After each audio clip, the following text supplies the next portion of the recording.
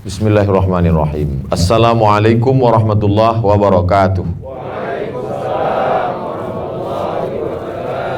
Alhamdulillah wassalatu wassalamu ala Rasulillah wa ala alihi wa sahbihi wa man da'a bi da'watihi wa istanna bi sunnatihi ila yaumi liqa'i rabbih wa ba'du. Ini tahun kelima kalau tidak salah saya masuk ke Provinsi Nangro Aceh Darussalam, berkeliling. Di April 2019 itu saya sudah masuk 43 titik, dari mulai provinsi, kabupaten, kota sampai kecamatan. Tapi baru di 2021 inilah ada undangan ke bank konvensional. Jadi saya tanyalah senior saya, ini yang membawa saya ini kan kakak-kakak kelas saya dulu di Mesir. Saya katakan, ini BI ini kan bank konvensional, kata saya. Kata mereka, ini BI yang di Aceh sudah syariah.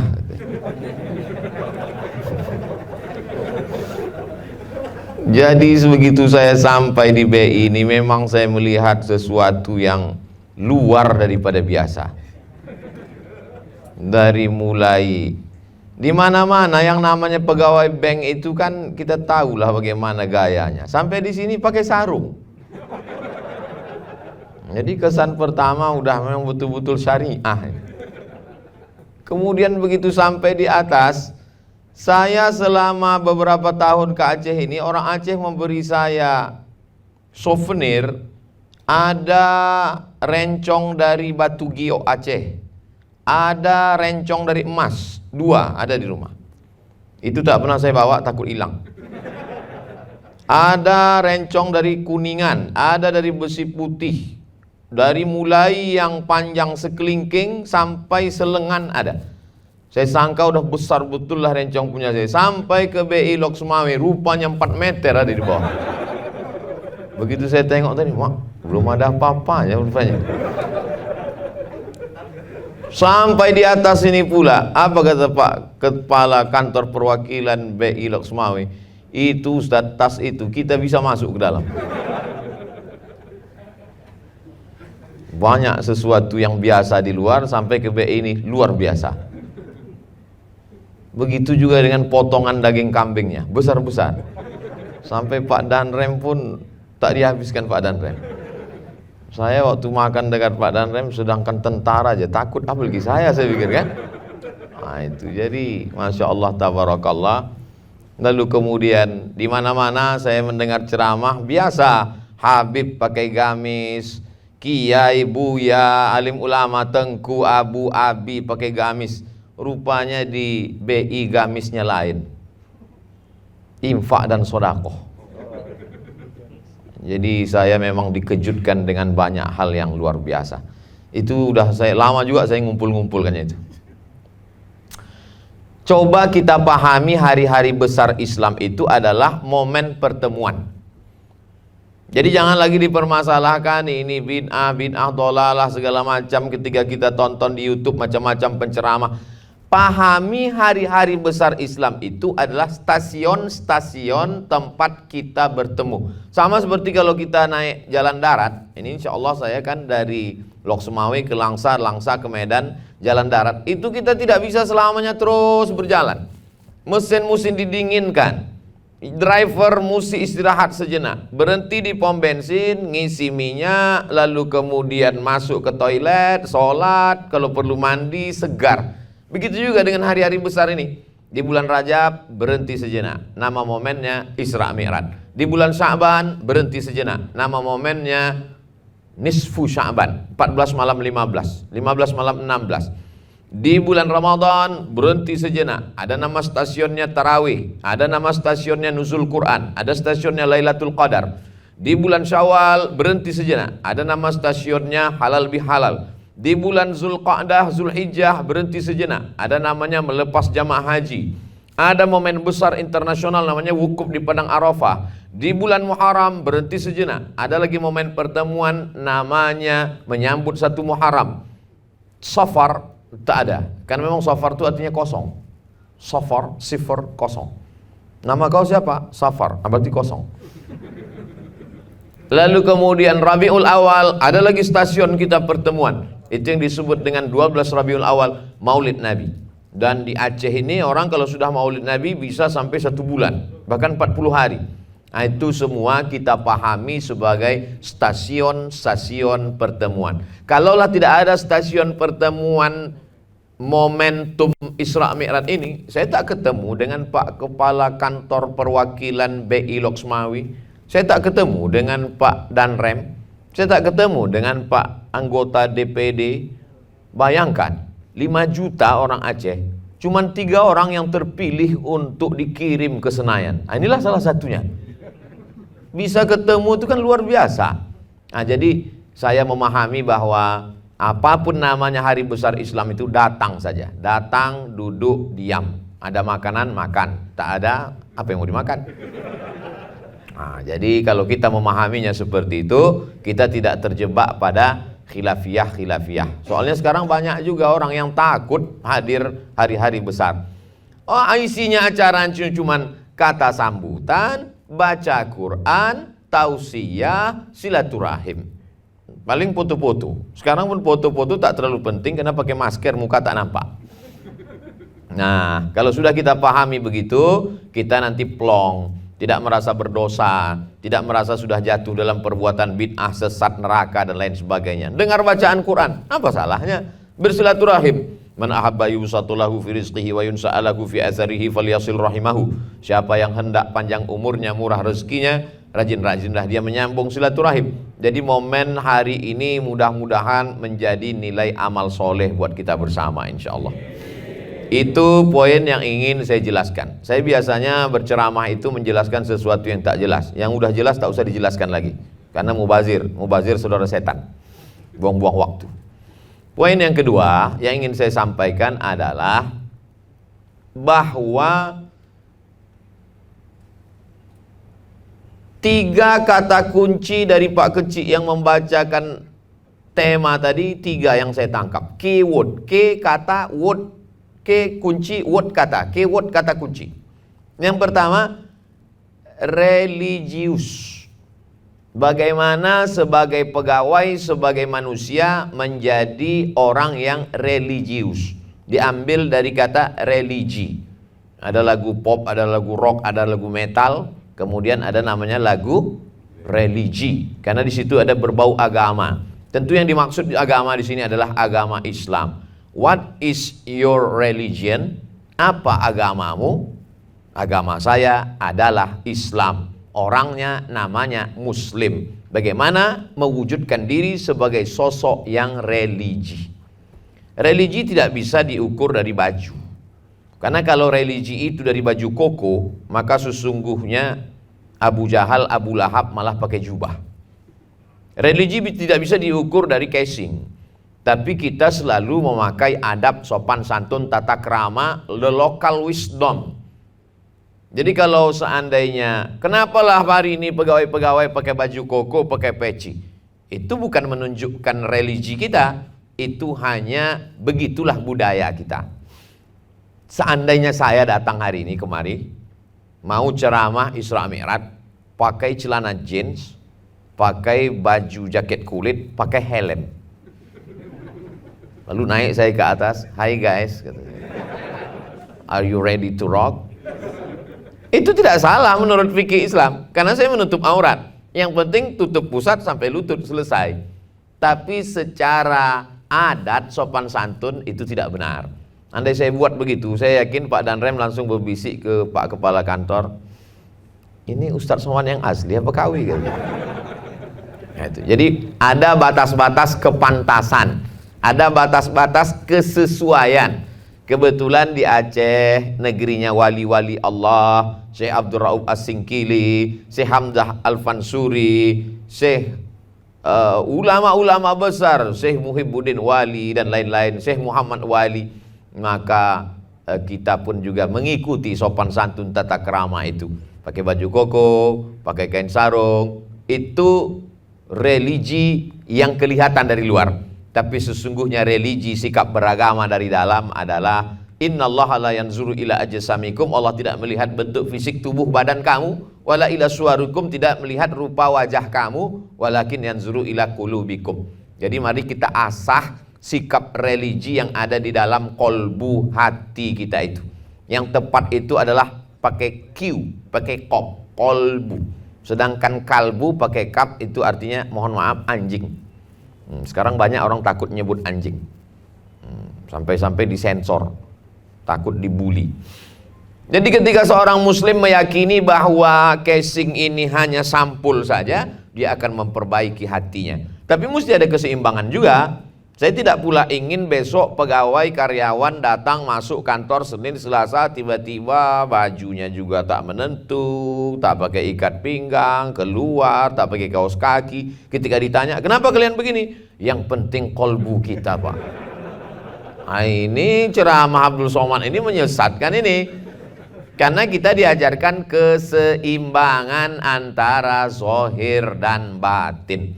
Makanya ketika kita bercermin doanya, Allahumma kama hassanta khalqi fahassin khuluqi. Sebagaimana kalau sudah kau perbaiki sifat fisik tampilanku, maka perbaiki pula lah batinku, qalbuku. Ini hati ini mesti kita jaga. Cara menjaga hati itu diantaranya adalah dengan ibadah-ibadah kita. Kita kuat itu bukan karena punya jimat, bukan karena punya dukun, bukan karena punya tuyul, bukan karena minta sama hantu setan. Kita kuat karena hubungan kita dengan Allah yang kita bangun sejak sebelum terbit matahari. Kita angkat kedua tangan, kita katakan yang besar itu engkau bukan aku. Allahu Akbar.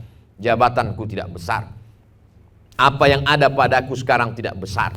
Yang besar hanya engkau. Kita angkat kedua tangan, kita katakan Allahu Akbar. Kita ulang sekali lagi, Allahu Akbar kabira. Kalau aku dipuji-puji, walhamdulillahi katsira. Kalau aku dimuliakan orang, wa subhanallahi bukratan wa asila. Sekarang aku datang menghadap engkau, wajahtu wajhiya. Kepada siapa? Lilladzi fataras samawati wal arda. Sikapku hanifan musliman. Aku tidak meminta kepada yang lain. Wa ma ana minal musyrikin. Segala yang kulakukan ini hanya untuk engkau. Inna solati wa nusuki wa mahyaya wa mamati lillahi rabbil alamin. Adakah sekutu, adakah partner, adakah teman selain dia? La syarika lahu wa bidzalika umirtu wa ana minal muslimin. Kuserahkan semuanya kepada Allah. Jadi awal hari kita itu dibangun dengan sikap religius kepada Allah Subhanahu wa ta'ala. Ini yang sekarang banyak dilupakan orang. Berangkat pagi, pulang terlambat, sibuk, mampir, kongko-kongko, ngafe-ngafe, lalu kemudian pulang tengah malam, jam 1, jam 2, akhirnya bangun pun terlambat, hubungan dengan Allah jauh, hilang percaya diri, pakai sabu, narkoba, mabuk, sakit, gila, sakau, mati. Apalah gunanya hidup ini? Nah, jadi kita bagaimana orang-orang, hidup ini cuma dua. Kalau dekat kita dengan Allah Subhanahu wa ta'ala, maka insya Allah akan jauh daripada setan. Kalau dekat kita kepada setan, jauh dari Allah. Jadi tak bisa pasang dua kaki. Ada juga orang mengatakan, saya ini Pak Ustadz memang jahat, nakal, tapi dengan Allah saya dekat. Kaki saya ini sebelah sama setan, sebelah sama Allah.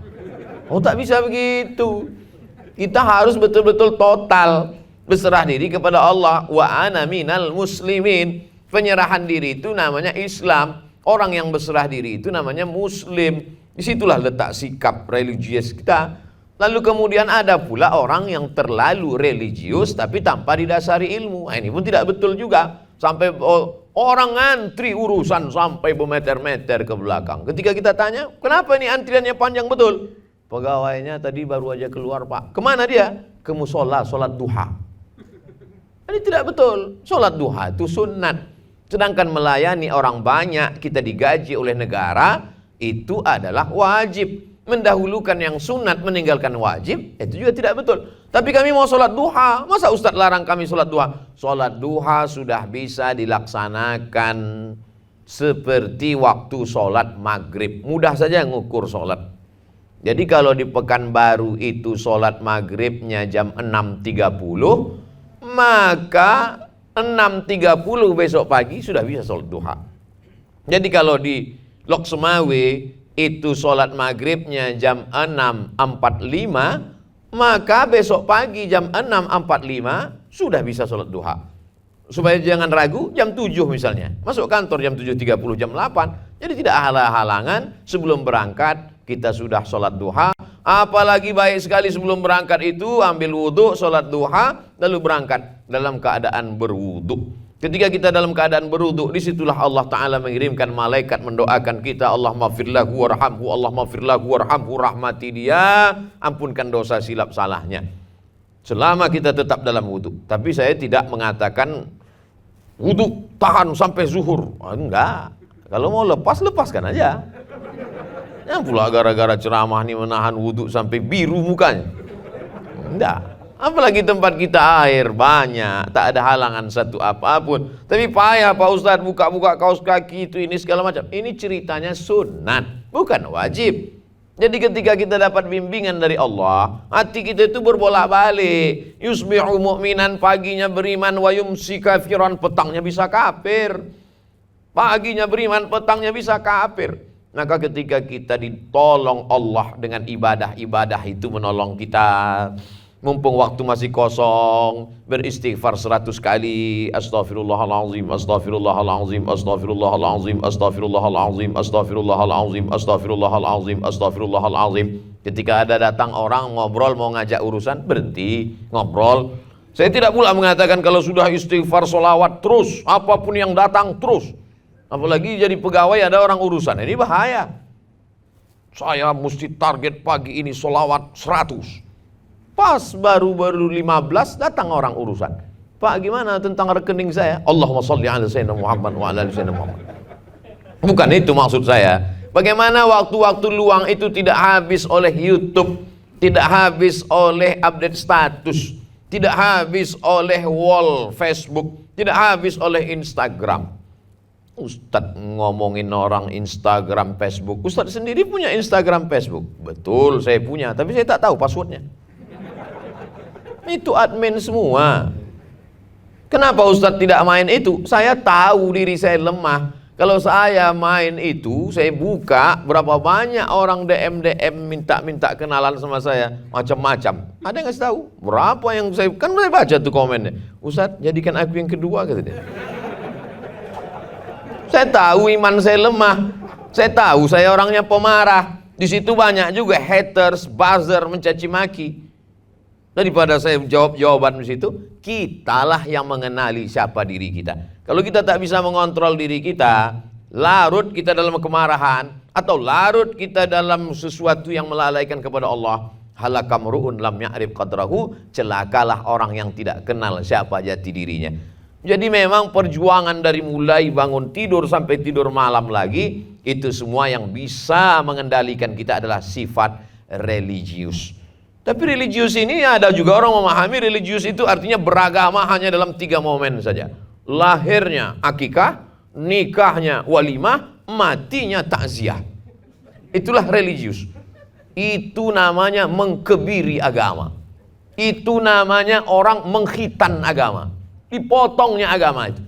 Padahal religius itu adalah segala aspek kehidupan kita mesti mengikut aturan Allah Subhanahu wa ta'ala. Dari mulai cara minum pakai tangan kanan, masuk WC toilet pakai kaki kiri, mendoakan kepala anak ditiupkan u'izukuma bi kalimatillahi tammati min kulli syaitani wa hammati wa min kulli ainil lamma, sampailah dia mencari nafkah, sampai dari segala aspek kehidupannya, ritualnya. Ada orang sangat religius pada ritual, tapi kemudian bermasyarakatnya tidak religius. Ada orang yang bermasyarakatnya sangat religius, sopan santun, tapi dalam ritualnya tidak religius. Maka yang dimaksud dengan religius adalah segala aspek kehidupan kita mengikut aturan agama Islam. Sekarang banyak orang dia berpikir sendiri. Saya manusia, saya punya otak, saya bebas untuk berpikir, saya tidak ikut siapapun, sesuka hati saya hidup. Memangnya kalau saya tidak ikut agama Islam yang rugi siapa? Memang kau tak rugi. Tapi kalau hukum Allah datang, aku ikut juga kena laknat. Karena kita rumahnya dekat. Kau pikir kalau datang musibah angin puting beliung rumah kau aja yang hilang? Itulah maka Islam itu ada namanya amar ma'ruf nahi mungkar. Nggak ta'murun nabil ma'ruf, ajaklah orang berbuat baik.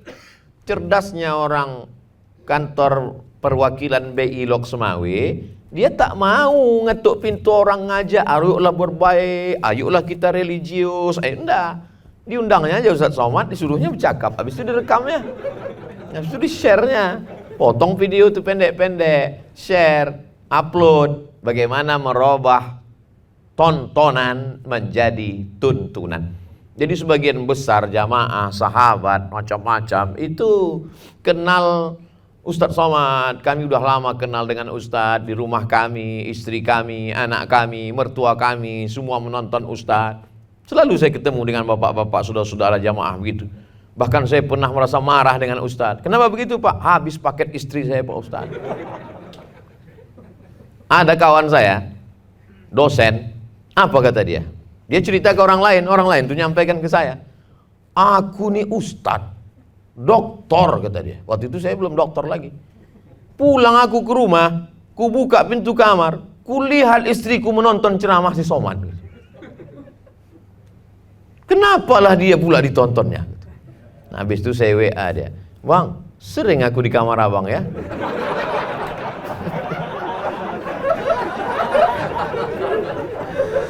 Disitulah lupanya letak silaturahim kita.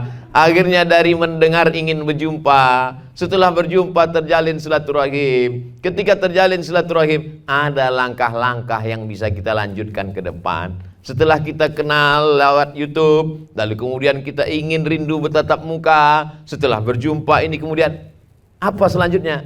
Mau dibawa kemana hubungan kita ini? Alhamdulillah, adinda kami ketua Ikatan Alumni Timur Tengah datang, maka bertemunya karena momen religius. Kenal kau dengan Pak Danrem? Oh kenal. Di mana kau jumpa? Di acara waktu BI Lok Semawe. Acara apa? Isra Mi'raj. Sedap bunyinya kan. Kenal kau dengan si Anu? Kenal. Udah lama kenal. Oh dulu sebelum hijrah. Di mana kau kenal? Sama-sama mabuk kami dulu. Jadi momen-momen religius ini adalah bagaimana menyatukan kita dalam momen kebaikan bersama orang-orang baik di tempat yang baik supaya berlanjut lagi kebaikan itu. Puncaknya adalah istiqomah, mati dalam keadaan husnul. Kita ini tempat kita di dunia ini 3. Yang pertama di rumah, yang kedua tempat kerja, yang ketiga di alam ghaib, medsos. Maka ketiga tempat ini mesti kita harus wujudkan lingkungan yang religius. Di rumah kita mesti mendekat ke surau, langgar, madrasah, musola. Kalau kebetulan tinggal di komplek klaster, di situ ada masjid, musola, mendekat ke pengurus, jamaah, ada pemilihan. Baru pindah Pak Ustadz, belum bisa jadi pengurus. Menjadi pengurus itu bukan ingin prestis, tidak, supaya mendekat hati. Lalu kemudian di tempat kerja begitu juga. Di tempat kerja ada kelompok kajian, maka ikut aktif.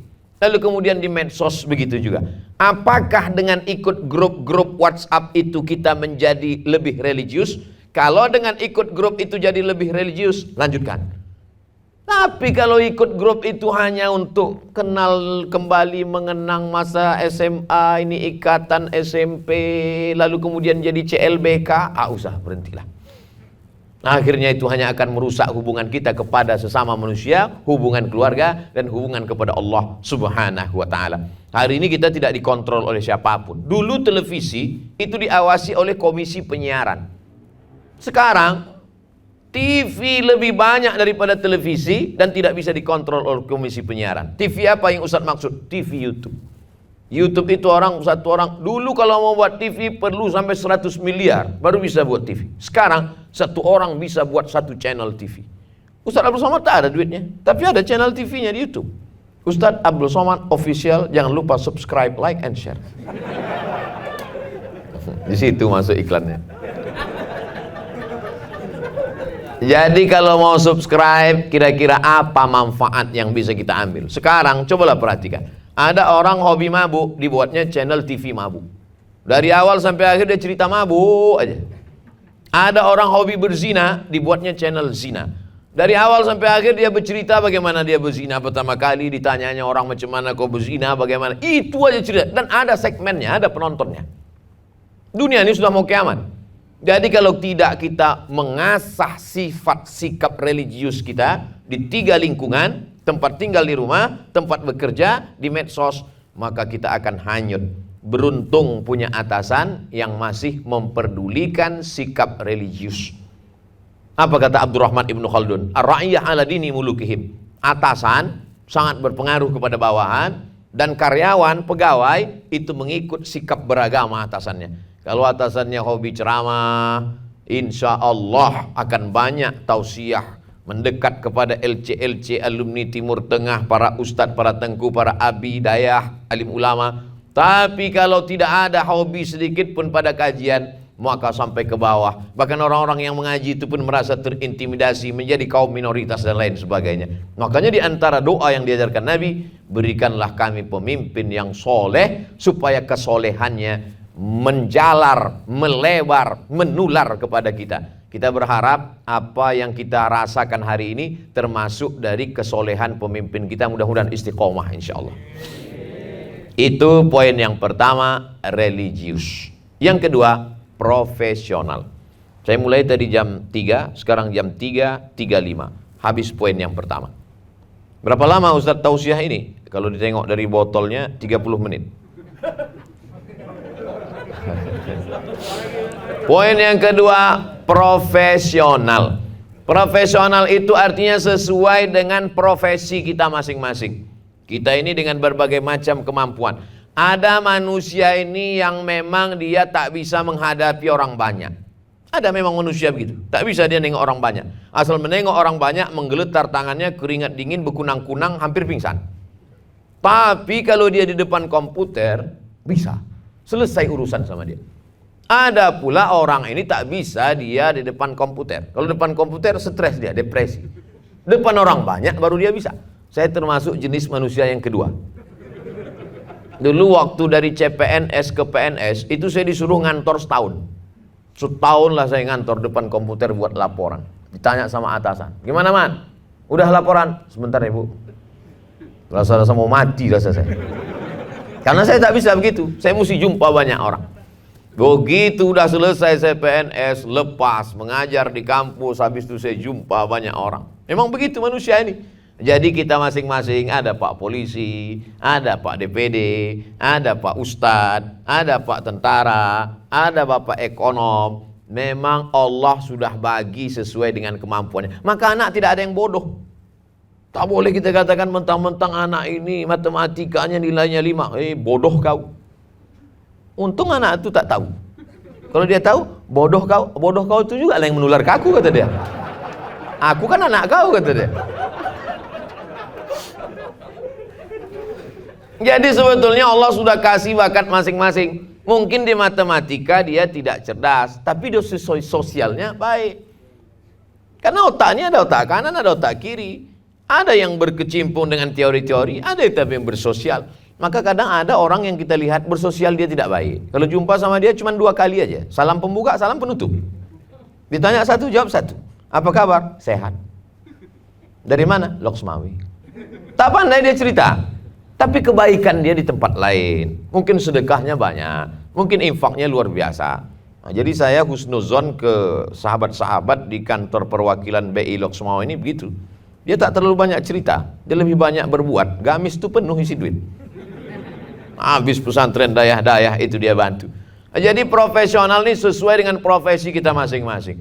Allah suka, innallaha ahabba qauman, Allah suka kepada orang idza amila, kalau dia melakukan sesuatu ayyutsqinahu, dia itqan, profesional di bidangnya masing-masing. Makanya Nabi itu orang yang profesional luar biasa. Cobalah lihat bagaimana waktu Nabi hijrah. Lengkap semuanya, detail. Siapa yang tidur di tempat tidur dia menggantikan dia, Sayyidina Ali. Siapa yang menemani dia dari rumah ke bukit tempat berlindung gua Jabal Sur, Sayyidina Abu Bakar. Berapa lama di atas? 3 malam. Malam Jumat, malam Sabtu, malam Ahad. Nanti bertolak dari Jabal Sur ke Madinah, berangkatnya pagi, siang, apa malam? Malam. Lalu kemudian itu yang dilewati jalan normal biasa atau jalan khusus? Jalan khusus. Siapa gaetnya? Namanya Abdullah bin Uraiqid. Lalu selama di atas itu berita siapa yang membawa? Abdullah anak Abu Bakar. Selama di atas makanan siapa yang membawa? Itulah dia perempuan namanya Asma binti Abi Bakar. Selama di atas itu ada di bawah yang mengawasi, menginteli, mengawasi jangan sampai ada musuh-musuh melihat. Siapa yang mengawasi di bawah? Amir bin Fuhairah. Detail. Maka Nabi SAW itu kalau melakukan sesuatu profesional, tidak boleh asal-asalan. Sekarang banyak orang, dia tidak profesional, terjadi kesalahan, kekeliruan, dia limpahkan kepada Allah. Kenapa laporan ini bisa begini? Udahlah Pak, kita tawakal aja kepada Allah. Apa hubungan tawakal sama salah laporan? Tawakal itu amal hati. Sedangkan laporan itu amal badan. Yang mengetik tangan, yang berpikir otak, mata mesti tajam, telinga mendengar. Ketika terjadi kesalahan, kenapa kau salahkan tawakal? Dua salahmu. Yang pertama, kau tak profesional. Yang kedua, kau legitimasi kesalahanmu dengan membawa-bawa agama. Untung Allah masih sayang. Sebetulnya malaikat udah lama mau mencabut nyawamu. Kata malaikat, kusentapkan aja nih kata malaikat. Kata Allah, jangan dulu. Mungkin besok berubah dia setelah acara tablik akbar nih, berubah dia kata Allah Ta'ala.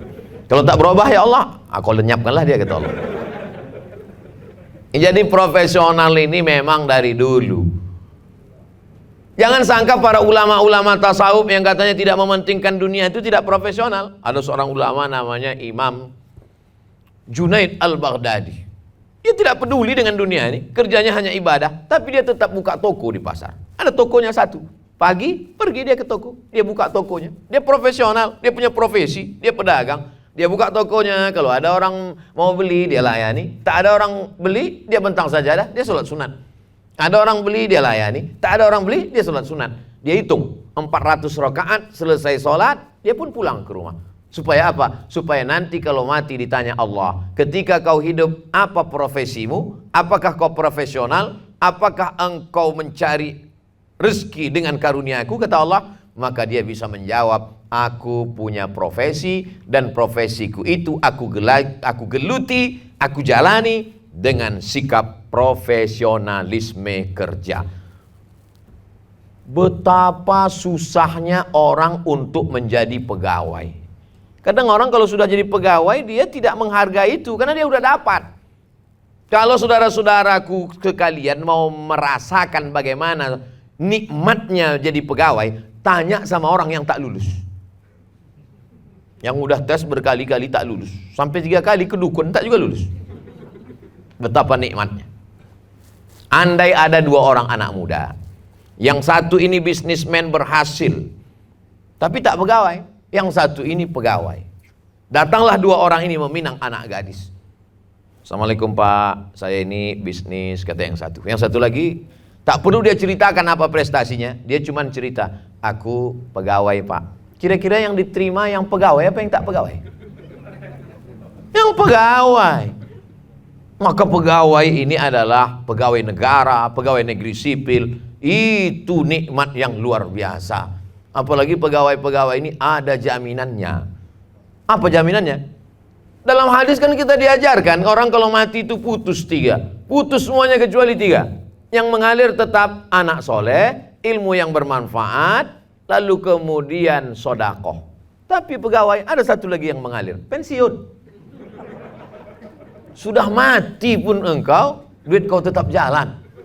Itu maka perempuan-perempuan itu mencari pegawai. Dia ingin sesuatu yang tetap mengalir. Adinda, kenapalah kau mau sama abang? Abang kan tak ganteng macam mantan kau yang dulu. Apa kata dia? Cinta, kalau sudah cinta hati tak bisa memilih bang. Itu di mulut dia. Di hati dia tahu dia pensiun kau jalan. Saya berani bicara gini ini karena tak nampak wajah ibu-ibu itu. Dia di bawah kan. Mohon maaf ya Bu ya. Di tempat lain, di Lok Semau ini enggak. Begitu membasuh hatimu yang luka. Itu suatu nikmat besar bapak-bapak, saudara-saudaraku sekalian. Maka syukuri nikmat itu dengan apa? Mensyukuri dengan mulut, banyak beristighfar, bertasbih, berselawat. Mensyukuri dengan amal profesional. Menjadi pegawai, kalau dia pegawai provinsi, maka dia jujur amanah. Satu provinsi mendapat rahmat dengan kejujurannya dan mengalir pahala untuk dia 5 juta orang. Provinsi Nangro, Aceh, Darussalam, maka mengalir keberuntungan untuk dia. Tapi kalau dia berkhianat, kalau dia curang, maka di akhirat ingat 5 juta orang juga menuntutmu di hadapan Allah. Puasamu habis, puasa sunatmu melayang, sholat duhamu hilang, sedekahmu terbang. Kenapa? Diambil oleh 5 juta orang. Tapi jangan gara-gara ini pula keluar semua jadi pegawai. Sudah pegawai, syukuri, nikmati, dan profesional dalam bekerja. Siapakah di antara kita ini nanti yang masuk surga apakah karena amalnya? La yudkhilal jannata ahadukum amalu. Kamu tidak masuk surga karena amalmu, kata Nabi. Jadi kami masuk surga bukan karena amal kami, bukan. Lalu kenapa? Karena rahmat Allah Subhanahu wa taala. Jadi kalau kita sebagai pegawai bekerja profesional, lalu kemudian kita meringankan kesulitan orang, memudahkan urusan orang, lembut hati orang. Masih ingat hadis tentang seorang perempuan wanita tunasusila, prostitusi, mohon maaf, memberikan air minum kepada seekor anjing.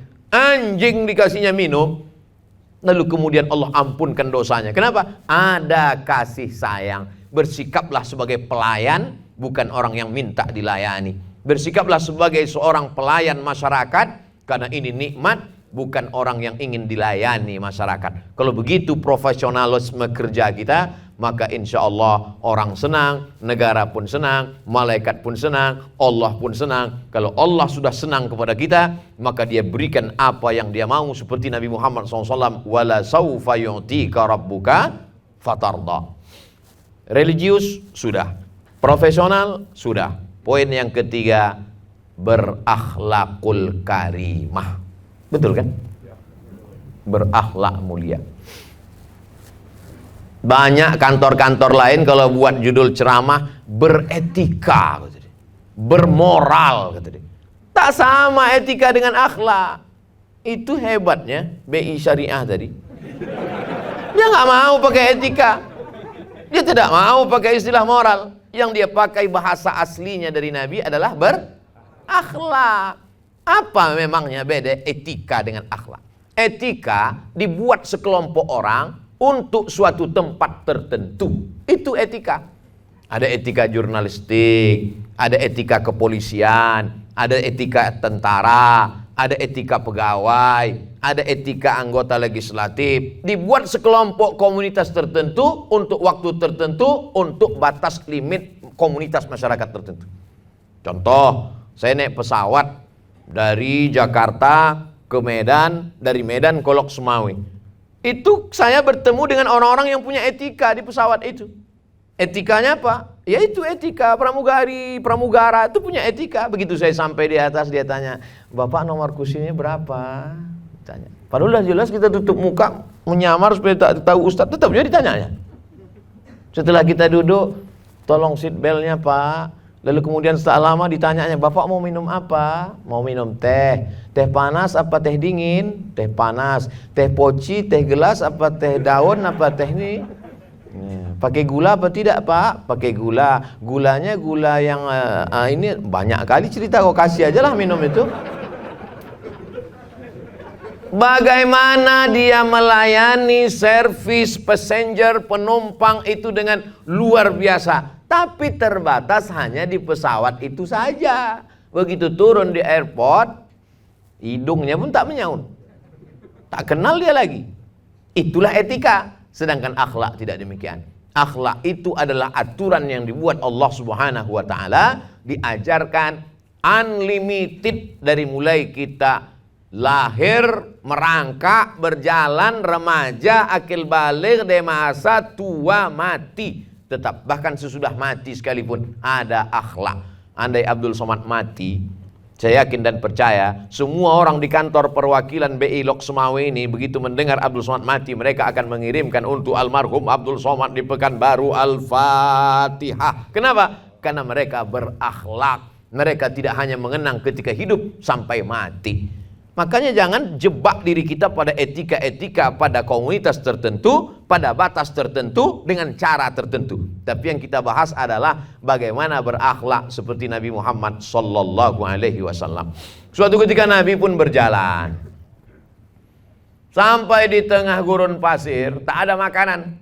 Satu sahabat mengatakan, kami yang berburu ya Rasulullah. Yang satu lagi mengatakan, kami yang mencari binatangnya ya Rasulullah. Satu lagi mengatakan, kami yang menyembelihnya Rasulullah. Satu lagi mengatakan, kami yang mencuci dan memasaknya ya Rasulullah. Lalu apa kata Rasulullah?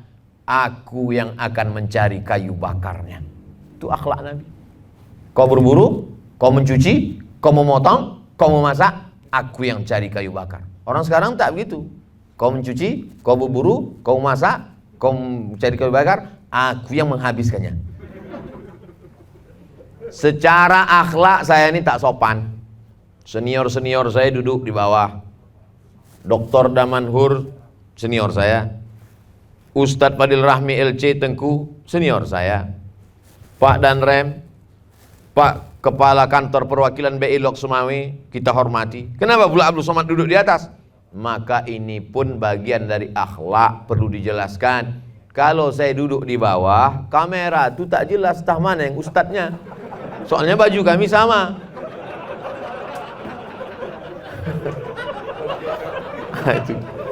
Nah itu tuh maka dikasih kursi. Saya tadi udah ngomong sama Pak Kepala, Pak, ini saya duduk di atas. Silakan Ustaz Somad. Itu memang itu ini perlu dijelaskan. Jangan nanti supaya di komen orang di YouTube. Alah cerita akhlak, kau aja tak berakhlak kata dia. Orang duduk di bawah, kau di atas kata dia. Nah ini disediakan memang begitu. Dulu akhlak ini siapa yang menanamkannya? Orang tua. Orang tua menanamkan akhlak. Pernahlah tamu datang ke rumah. Datanglah tamu ke rumah, di ruang tamu saya duduk di atas. Duduk saya di atas nyantai. Masih kecil lagi, belum sekolah, tapi saya ingat. Lalu kemudian kata mak saya, dia tak bercakap, matanya aja gini. Saya tak paham. Saya nyantai aja di atas. Begitu tamu itu balik, diputarnya lah volume. Sampai sekarang ingat. Berkesan masuk ke kepala bahwa tak boleh duduk di atas kalau ada orang tua di bawah. Maka setiap saya ceramah selalu duduk di atas, tong dalam hati saya. Ingat saya almarhumah. Begitu orang tua dulu menanamkan. Orang-orang tua dulu mendidik itu bisa langsung, kenapa? Belum ada Facebook. Belum ada WhatsApp. Orang tua sekarang tak sempat untuk mengasih tahu anaknya itu asik di WhatsApp. Datang kadang anak itu membawa rapor mau ngasih tahu, "Ma, ini tadi nilainya bagus." Iya, bagus, pergi ke sana. Ini bagus, 2 kali 3 kali difotonya pula anak itu. Ada anak mau laporan gitu. Ini sekarang dunia ini makin kacau balau. Kalau tidak kita tanamkan akhlak ini dari sejak dini. Dulu kami malam kalau pulang ke rumah bawa mainan, mobil-mobilan, main-mainan di jalan, ditanya, "Ini kan tak ada kubelikan. Dapat kau dari mana?" "Dari jalan, Mak." "Balikkan ke jalan malam ini juga. Nanti kalau kau mati, mainan ini kau balikkan kepada yang punya di akhirat." Begitu kita diajarkan dulu waktu kecil. Maka sebelum masuk TK, sebelum SD, sebelum SMP, sebelum S1, S2, S3, sebelum pembekalan, Al-Madrasatul Ula, pendidikan yang pertama adalah orang tua. Bapak-bapak sibuk mencari nafkah, pergi pagi, pulang petang, peras keringat, banting tulang, tunggang langgang, lintang pukang. Tapi ibu, nah ini yang luar biasa, ibu, alhamdulillah hari ini ibu-ibu juga menyaksikan, walaupun wajahnya tak nampak, ibu anggap ajalah sedang menonton YouTube di bawah.